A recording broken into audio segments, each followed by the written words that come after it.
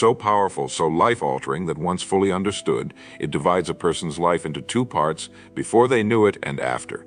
This truth is not hidden because it's complicated, it's hidden because it's simple, so simple in fact that most people overlook it entirely. It has to do with the mind. More specifically, it has to do with the extraordinary power your mind has to shape your life, your results, your relationships, and your destiny. And the greatest tragedy is this: no one teaches you how to use it.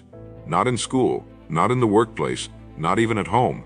You're handed the most powerful instrument in the world, a human mind, and no one gives you the manual. And so most people drift through life, reacting instead of creating, surviving instead of thriving, wondering why success feels like a mystery or a miracle, when in truth it is a mechanical process governed by laws as real as gravity. What they hid from you about success and the mind is this: you are always programming yourself. Always. Whether you know it or not, whether you mean to or not. Every thought you repeat, every belief you accept, every story you tell yourself, these are the codes being installed into your subconscious. And your subconscious does not question the code, it simply runs it. Your self-image, your earning potential, your confidence, your habits, they're all reflections of that code. Most people live like passengers in their own minds. They inherit thoughts from culture, from media, from family, and they never stop to ask, is this belief helping me or hurting me? The individual meant to succeed becomes conscious of this. They realize that the mind is not a passive observer, it is a creative engine, and if you want a new life, you must give it new instructions. Let me explain why this is so critical. The subconscious mind is like soil. It does not care what you plant.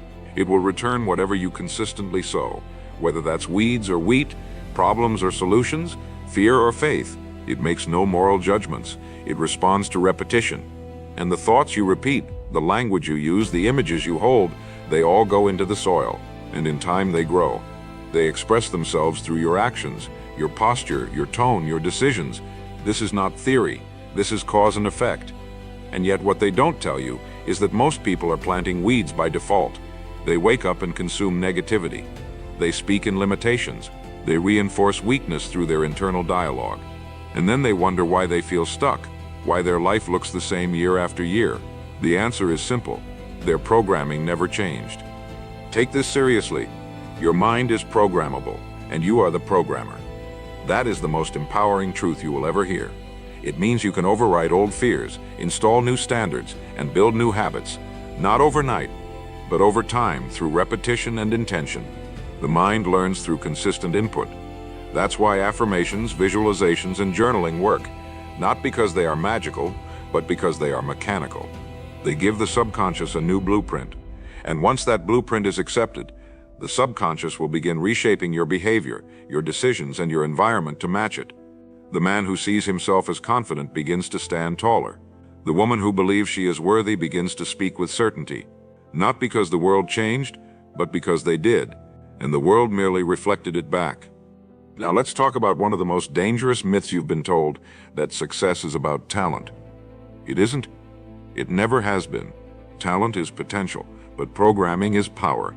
A person with average talent and powerful mental programming will outperform a gifted person with weak self-image every single time, because life doesn't respond to raw talent, it responds to belief, to energy, to repetition, to persistence. And these are all driven by your mental programming.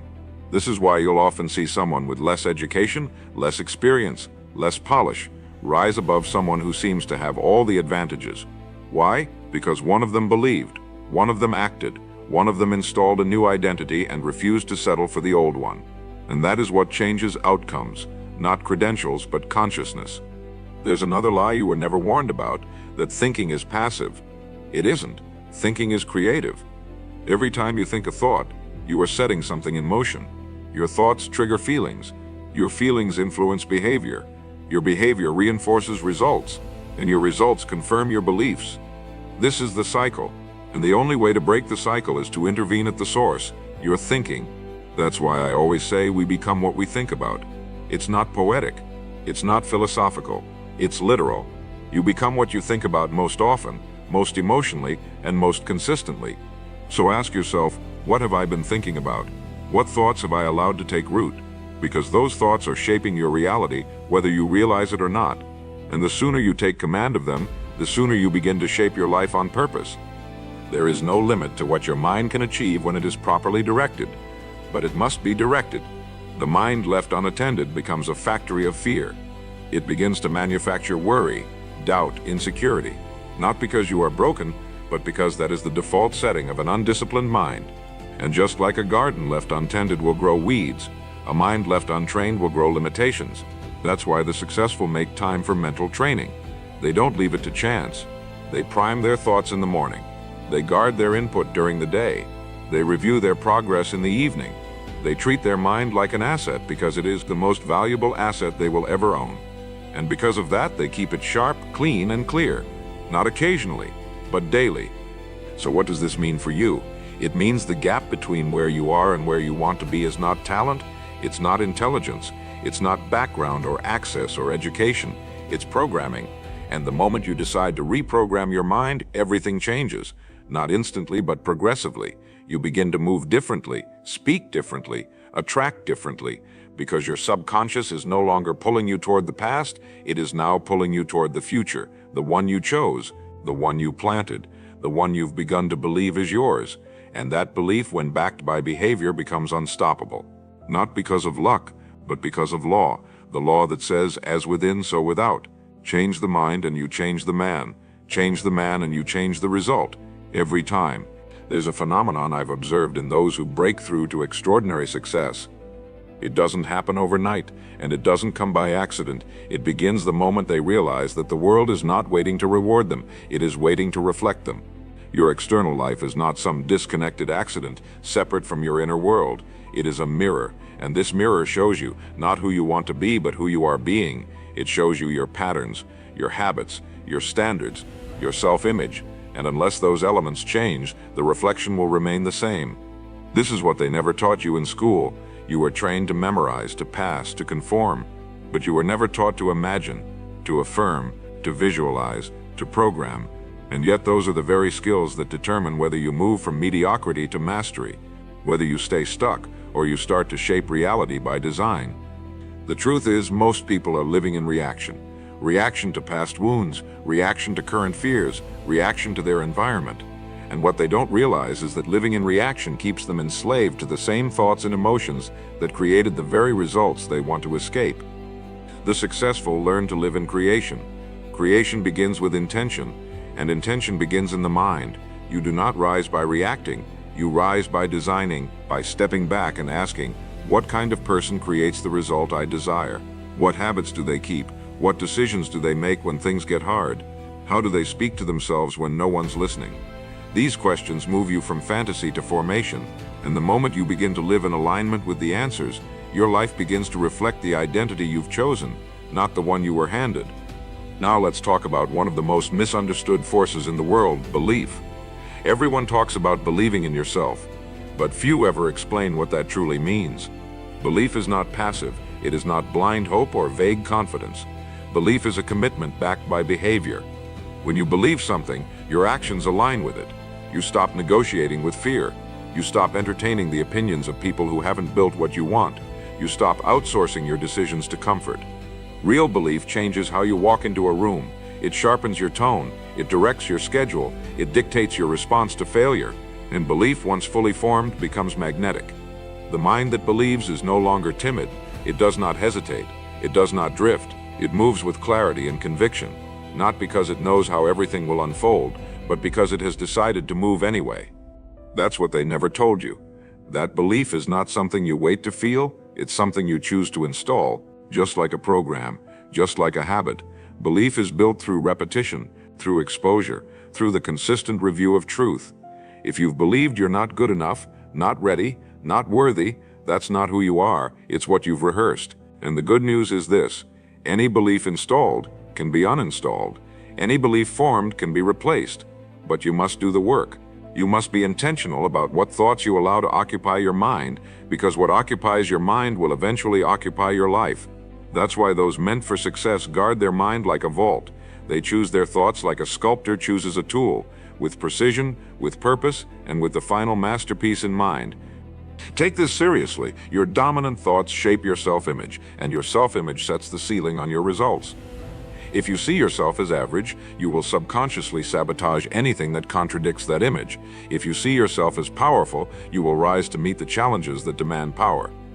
The subconscious is not interested in your wishes, it is interested in consistency. It will go to great lengths to make your life match the image you've accepted. So if you want better results, you must give your mind a better image, one that is worthy of the life you desire, one that does not shrink to meet expectations, but expands to define new ones. And once that image is locked in, your habits, your choices, and your opportunities begin to evolve to match it. That's the hidden mechanism of transformation. It always begins inside. Here's something else they never taught you. Language is not just communication, it's programming.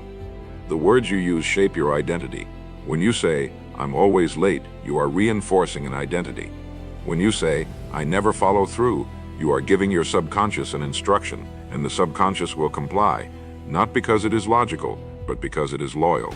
Loyal to what you say, loyal to what you believe, loyal to what you repeat. This is why the successful are careful with their words.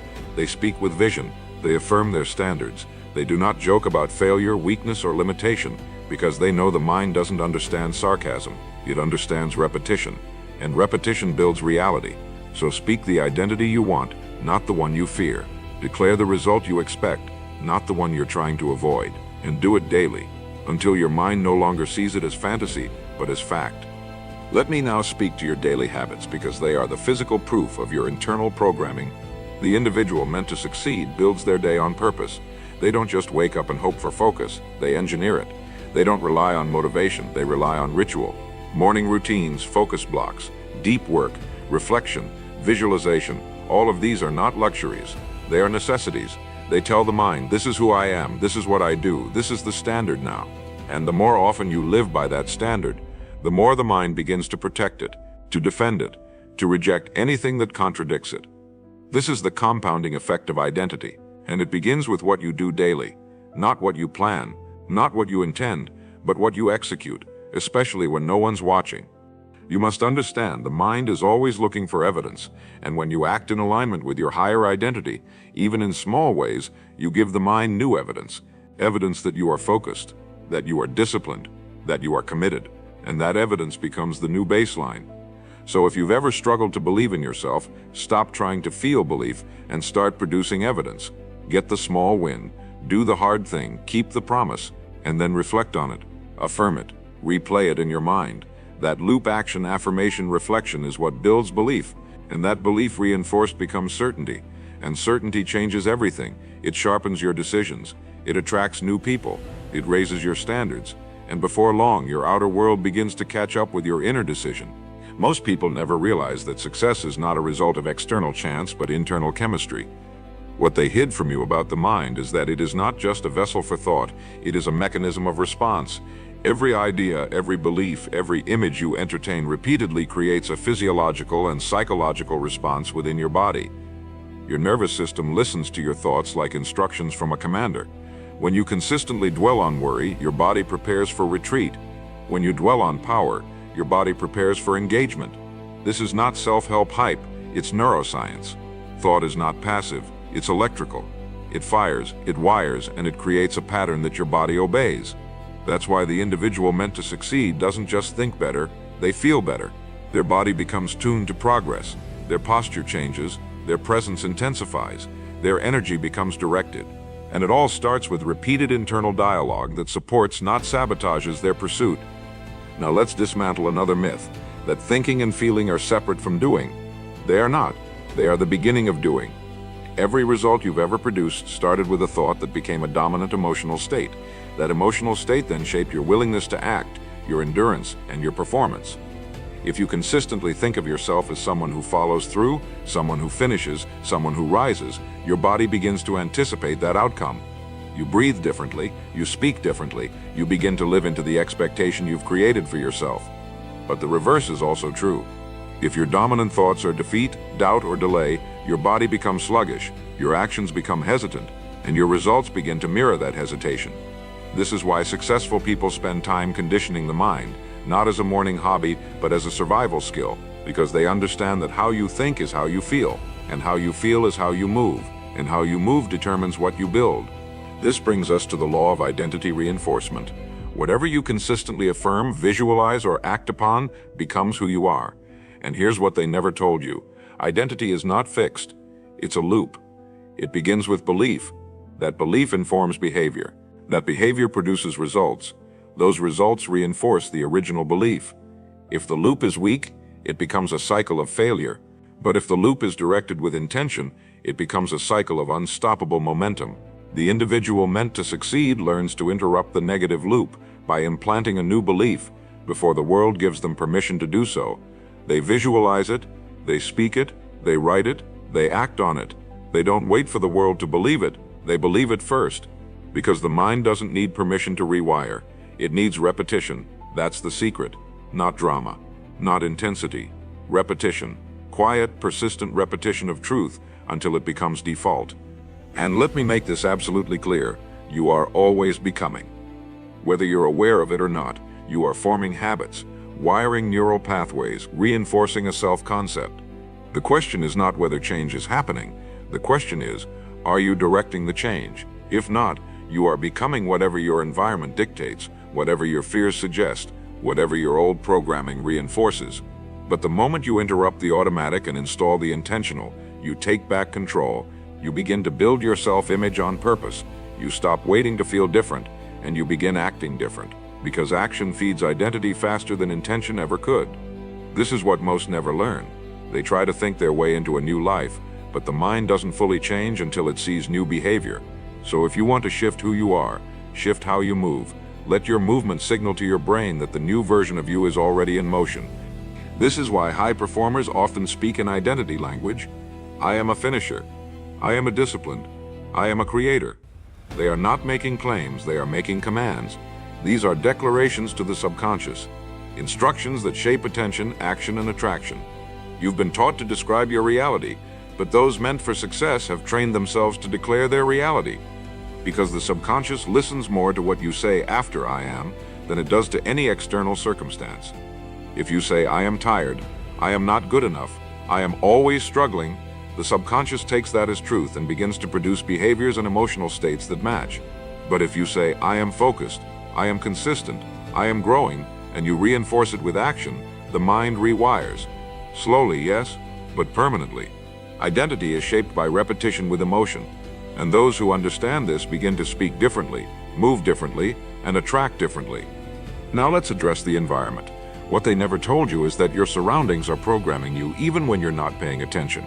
Your room, your desk, the people you speak to, the content you consume, every bit of it sends signals to your subconscious, and your subconscious takes those signals and builds assumptions. If your environment is chaotic, your thoughts will be chaotic. If your surroundings are filled with distraction, your focus will be fragmented. But if your environment reflects order, focus, and ambition, your internal world begins to match. That's why the successful curate their space. They're not trying to be neat for show. They are creating a signal that says this is a space for discipline, for creation, for growth. And the mind responds, because the mind takes cues from what it sees. So if you want to build a better mind, build a better environment, one that reflects who you're becoming, not who you've been. There's another truth you need to hear. The greatest minds in history, those who built empires, revolutionized industries, changed the trajectory of nations, they were not just thinkers, they were programmers.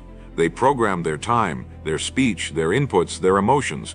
They did not drift, they designed. They practiced mental rehearsal. They wrote down goals with precision. They imagined the future in vivid detail and spoke about it as if it were already real.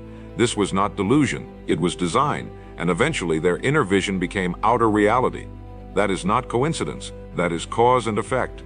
And you have the same tool they had, the same mind, the same capacity. What separates you is not ability, it's awareness.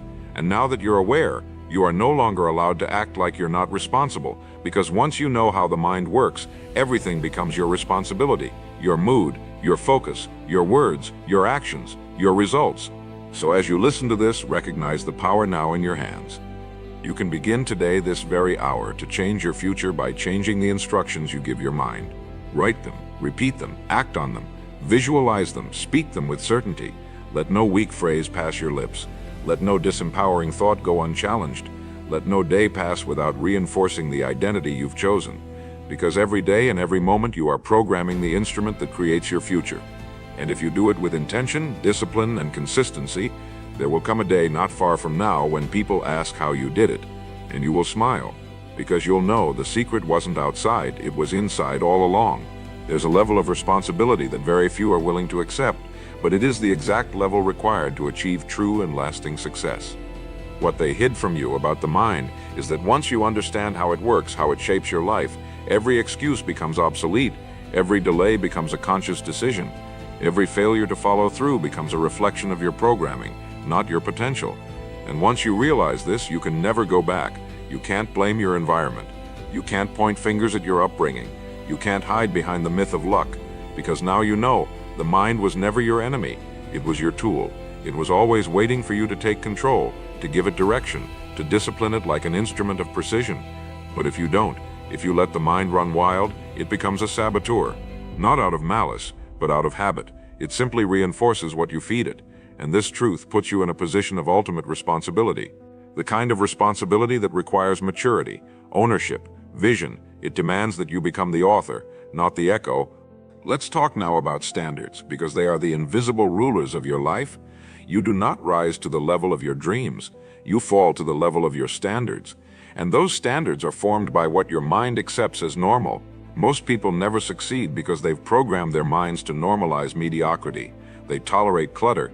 They tolerate distraction. They tolerate being late, missing steps, skipping reps. They don't realize that every small tolerance is a line of code being written into their subconscious, and that code becomes law. That law becomes identity, and that identity becomes reality. The successful person breaks this cycle. They raise the standard of what is acceptable, not through inspiration, but through design. They upgrade their self-talk. They curate their inputs. They observe their habits with clinical precision, and over time the mind adjusts. The new standard becomes familiar. And once the mind accepts a new baseline, it works tirelessly to maintain it. This is the great secret of sustained transformation. Normalize the elevated. Make excellence your default setting. Make clarity your new comfort zone. Make execution your new habit. Most people try to do this through willpower, but willpower is not sustainable. Programming is. If you want to be disciplined, you must train your mind to expect discipline. If you want to be consistent, you must speak and act as though consistency is your nature, not your goal. The mind doesn't respond to hope. It responds to instruction. It responds to evidence, and you provide that evidence every time you do what you said you would do, every time you finish what you started, every time you say no to the thing that tempts you and yes to the thing that grows you. That evidence compounds, and over time the subconscious begins to see discipline as identity, not effort.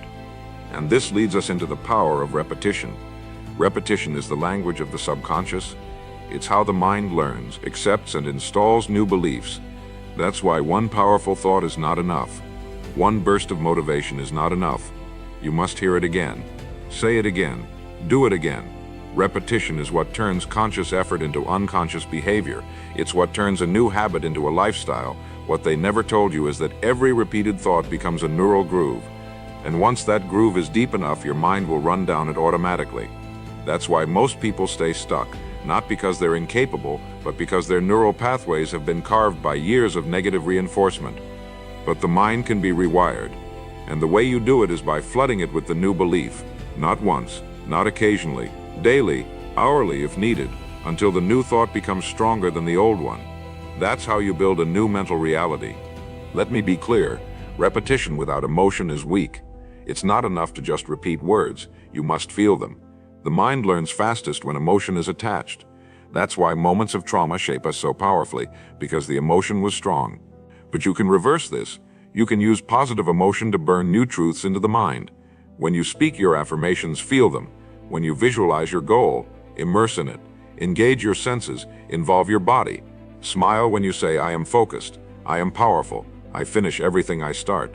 Let your physiology match your intention. That pairing of thought and emotion is what accelerates neural rewiring. It tells the mind, this is real, this matters, store this, reinforce this, and when you do it long enough, the internal shift becomes visible externally. People start to notice, you start to move differently, and you realize it's not a new world you need, it's a new mind.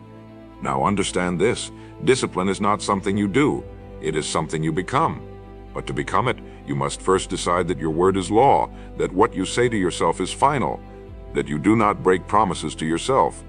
Most people treat self-promises like suggestions. They commit in the morning, abandon it by noon, and then wonder why they don't trust themselves. But the successful build trust internally. They treat their own word with respect. They say, if I said I will, I will. And this integrity of self is what gives them quiet power. It's what allows them to lead without force, to influence without noise, to move through the world with certainty. And that certainty comes from one thing, inner congruence. What they say, they do. What they believe, they reinforce. What they imagine, they pursue. And that alignment creates momentum, not fleeting but permanent, because the engine driving it is identity. Let's speak now about mental resilience. Because if success is to be sustained, the mind must be trained to endure pressure. And pressure reveals what's real. Under pressure, the undisciplined mind fractures. It reverts. It panics. But the trained mind becomes sharper under pressure. It slows time. It sees options. It adjusts, adapts, and advances. This is not talent. It is conditioning. Built over time by choosing hard things, by showing up when it's cold, by staying focused when others drift, by training the mind to say, this is challenge, not catastrophe. This is a test, not a threat.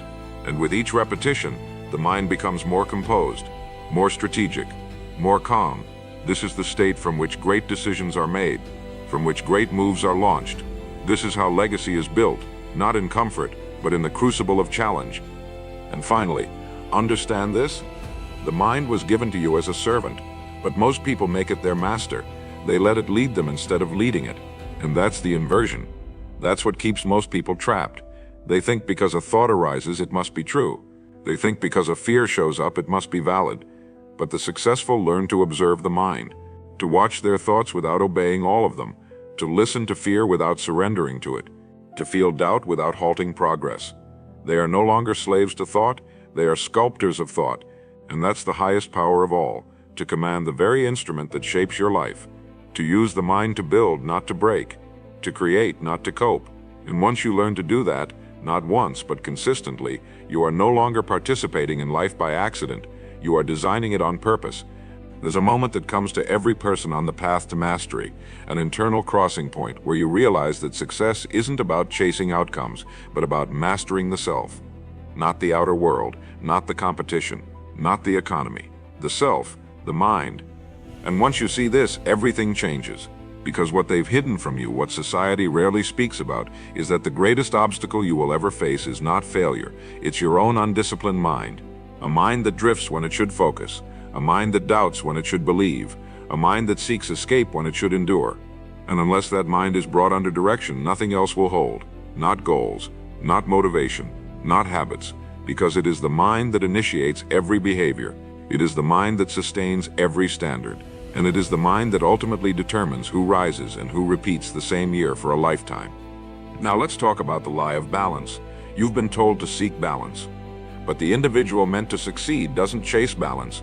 They build alignment, and there's a difference. Balance says give everything equal weight. Alignment says give everything its proper weight. That means there are seasons where your discipline must come first, where your mission must override your comfort, where your growth must eclipse your entertainment. Balance is reactive. It bends to pressure. But alignment is deliberate. It flows from values. It honors your hierarchy. And when your life is in alignment with your vision, you don't burn out. You build up. You grow into the capacity required to sustain the life you've envisioned. But that only happens when the mind is taught to stop negotiating with weakness. And that negotiation must end. Because as long as you're still debating with your lower self, your higher self remains on hold. What they didn't teach you about the mind is that it runs on default unless you give it direction. And its default mode is protection, safety, familiarity. The mind prefers the known even when the known is killing your future. It will whisper, stay here, this is safe. It will exaggerate risk and downplay reward. And unless you interrupt that pattern daily, it will win. This is why mental rehearsal, self-talk, and visualization are non-negotiables for the high performer. They're not mental fluff, they're reprogramming tools. Every time you visualize success, you install the idea of it in your nervous system. Every time you speak in alignment with who you're becoming, you fortify that identity. And every time you override a comfort-driven impulse with a purpose-driven action, you weaken the grip of the old mind. This is how transformation begins, not in grand gestures but in consistent defiance of the default. Let's look now at decision-making. Most people think decisions are made in the moment, but they're not. They're made in advance by your identity. The man who identifies as disciplined doesn't decide each morning whether to work.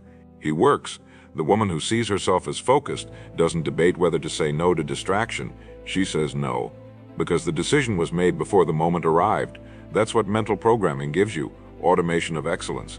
It removes the friction from doing the right thing. It makes the hard thing easier, not because life is easy, but because you've trained your mind to follow a higher standard.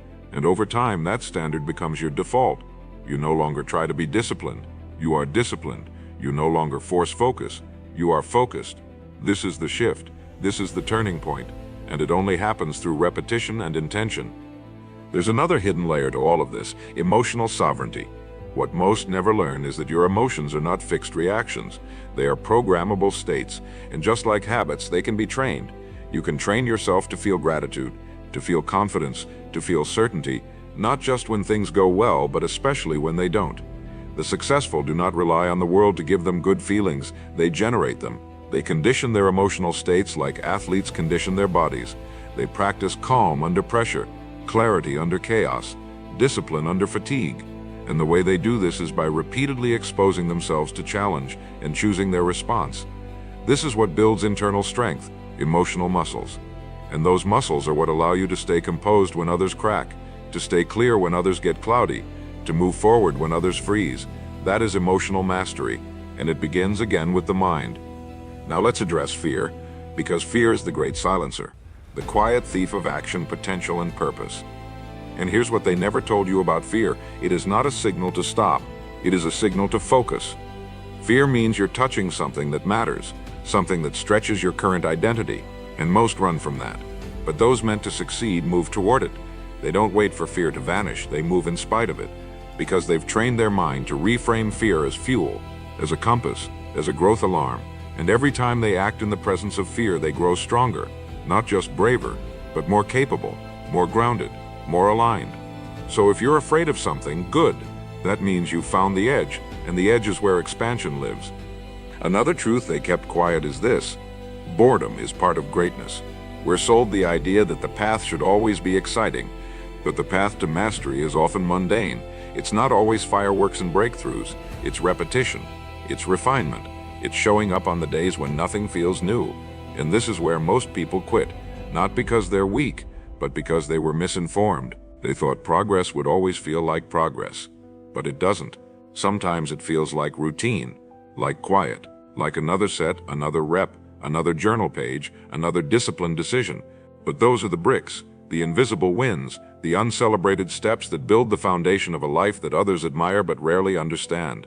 If you can fall in love with that, if you can train your mind to value the process more than the praise, then you've already separated yourself from the masses.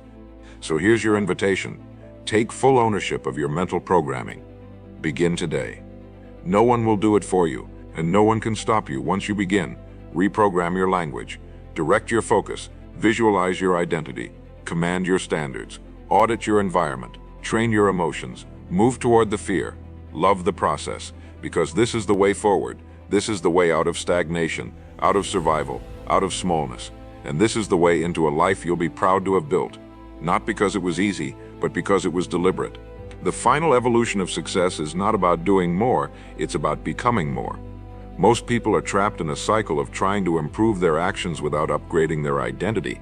They work harder, they grind longer, they push through burnout, but they never pause to ask the real question: who do I need to become to make success inevitable? That question changes everything, because what they hid from you about the mind is that your actions will never permanently outpace your identity. You will always return to the level of your self-image. If you see yourself as average, you'll sabotage anything extraordinary. If you see yourself as chaotic, you'll destroy anything structured. If you see yourself as weak, you'll shrink from any opportunity that requires strength. So no matter how hard you push, if your inner world contradicts your outer goals, you will eventually snap back to the identity you've rehearsed. The solution? Stop fixing behavior. Start forging identity. Build a new version of you so real, so rehearsed, that the old you becomes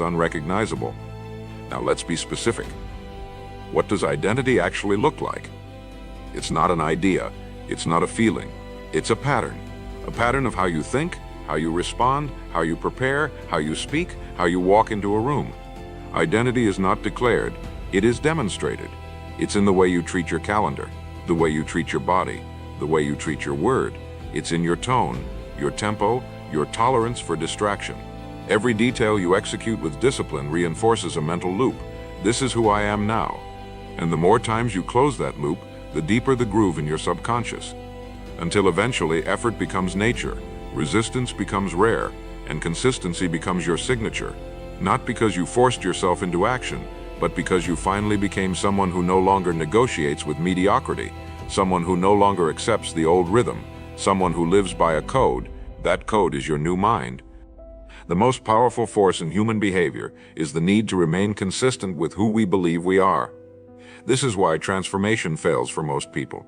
They try to add success behaviors to a failure identity. They set ambitious goals but never rewrite the narrative.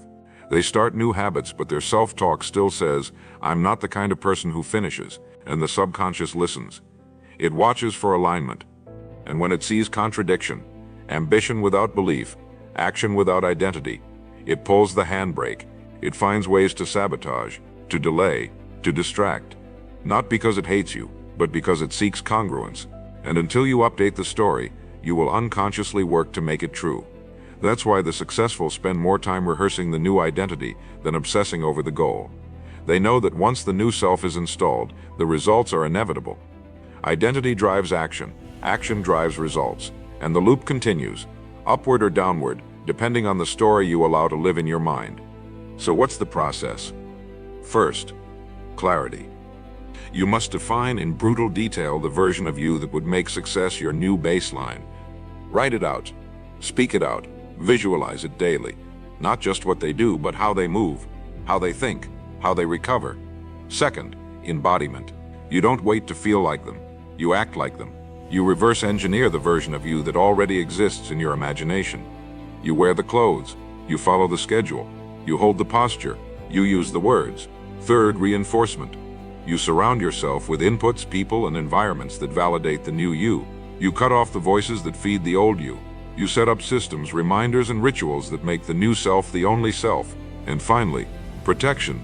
You guard this new identity with everything you have, because the world will try to pull you back, not out of malice but out of familiarity. But you don't owe the old you anything. Not loyalty, not nostalgia, not explanation. Understand this, most people fail not because they're incapable, but because they're surrounded by cues that keep them in a low-level identity. Your brain is always scanning for patterns, and if your bedroom, your phone, your friends, your feed, if they all scream the old story, your mind will keep running the old code. That's why environment design is one of the most underrated disciplines in success. If you want to change the trajectory of your life, change what your mind sees 90% of the time.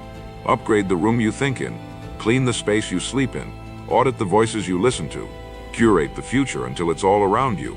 Because when the future surrounds you, the past loses power, and when your surroundings scream success louder than your doubt whispers failure, the mind begins to align. Now let me speak to the power of detachment. The successful do not cling, they do not beg, they do not need the outcome to prove anything. They move with calm certainty, not because they know exactly how it will unfold, but because they've decided who they are no matter what. Detachment is not weakness, it is strength. It says, I move forward without obsession. I take action without addiction to results. I give everything, and then I release it. This keeps the mind free, light, nimble. It allows for adaptation, for creativity, for flow. Most people fail because they clutch the outcome. They wrap their identity around what happens. But the person meant to succeed wraps their identity around the process, around the standard, around the rhythm of who they've become. And this makes them unshakable, because no matter what comes, they remain. So where does all of this lead? To mastery. Mastery of self, mastery of structure, mastery of the mind. And mastery is not a destination, it's a devotion, a lifetime of alignment between thought, action, and identity. The people who reach this place don't just succeed, they live differently. They wake up with clarity, they work with direction, they rest with peace. They are not constantly starting over. They are not easily rattled. They don't need hype. They don't need approval. They move with clean energy because the noise is gone, the gaps are closed, The code is clean, and when the code is clean, the performance is inevitable. It's not about the next breakthrough. It's about the next repetition.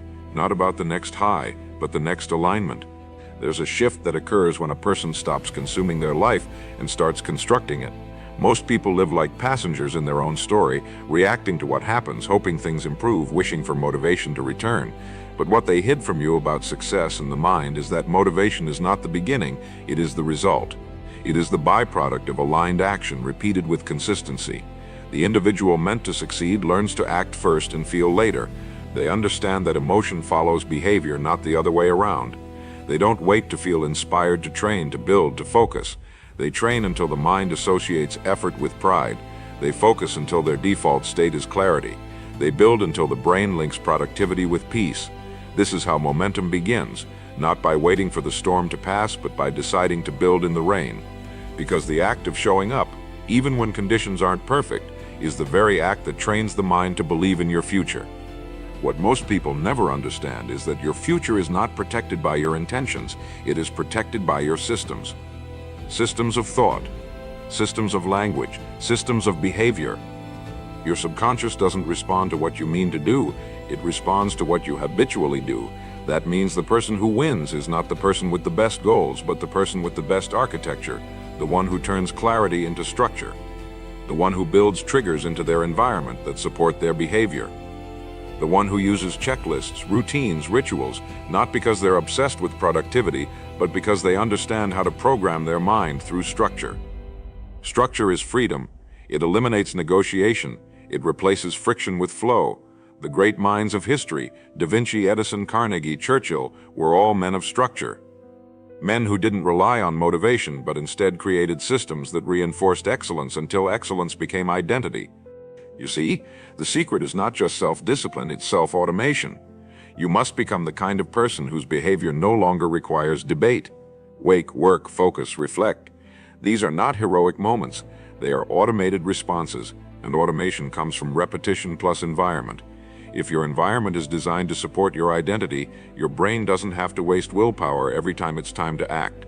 That's why your phone must be out of reach during deep work. That's why your desk must be clear when it's time to write. That's why your room must be clean when it's time to sleep, because the mind takes cues from what it sees. And if the environment is in conflict with your future, your subconscious will be too. But when everything around you affirms your standards, your subconscious relaxes. It stops resisting, it begins to obey. Now we must talk about reinforcement, because repetition is not enough without reflection. The mind must be reminded of its progress. That's why the successful journal track and review. They do not drift through days hoping things improve. They measure, they analyze, they adjust, because they understand that feedback is how you accelerate growth. But most people avoid feedback not because they don't want to grow, but because they haven't trained their mind to detach from judgment. What they never told you is that the highest performers have trained their minds to crave correction, not because they enjoy being wrong, but because they value being right more than looking right. That is the distinction. That is what unlocks mastery. When your identity becomes so committed to the mission that ego dissolves and progress becomes the only goal worth protecting. And here is where it gets even more profound. What they truly hid from you is that identity is not found, it is forged. Most people spend their lives trying to find themselves, as if identity is something buried in the dirt. But the successful know better. They don't find, they forge. They sculpt. They chip away the false. They build through choice, through discipline, through defiant repetition, through thousands of small, unsexy moments that no one else sees. And eventually, the forged self becomes the dominant self, the unshakable self, the one that doesn't need external approval because it lives by internal proof. And from this proof comes confidence, not hype, not noise, quiet, deep-rooted certainty, the kind of confidence that cannot be faked because it was earned one moment at a time. Understand this. If you feel stuck, it's not because you're weak. It's because the programming running your life is outdated. The hardware is fine, the software needs upgrading. And that upgrade begins the moment you stop identifying with your current limitations. You must begin speaking from your future, not your past.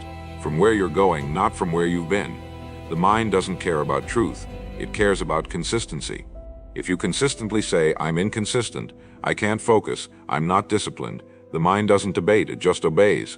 But if you begin saying, I follow through, I finish what I start, I am focused, the mind will begin adjusting to match, not immediately, not magically, but eventually, because the mind is loyal, and it will always move in the direction of your most repeated instructions. Let's bring it back to behavior. You don't need to overhaul everything at once. That's not how systems are built. You need one behavior, repeated, one ritual, protected, one standard, enforced. That's the wedge that breaks the old pattern. And once that wedge is in place, momentum builds. The mind loves momentum. It responds to progress with dopamine. It begins to associate growth with pleasure. And when pleasure and growth are linked, discipline becomes natural. You'll start to crave the gym, crave the work, crave the clarity. Not because the task is easy, but because your identity now depends on it. And when your identity depends on something, it becomes self-sustaining.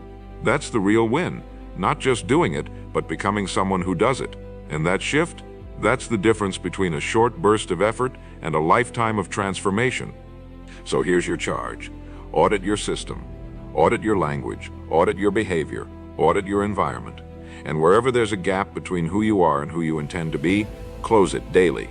This is not a sprint, it's a system. And systems succeed where willpower fails. If you build the system, the mind will follow. The results will follow. The people, the opportunities, the clarity, it all follows the system. Not because the universe is handing out favors, but because the mind is finally being used the way it was designed to execute, to repeat, and to build. So stop looking for magic. Start installing systems, because systems, not spurts, shape destiny.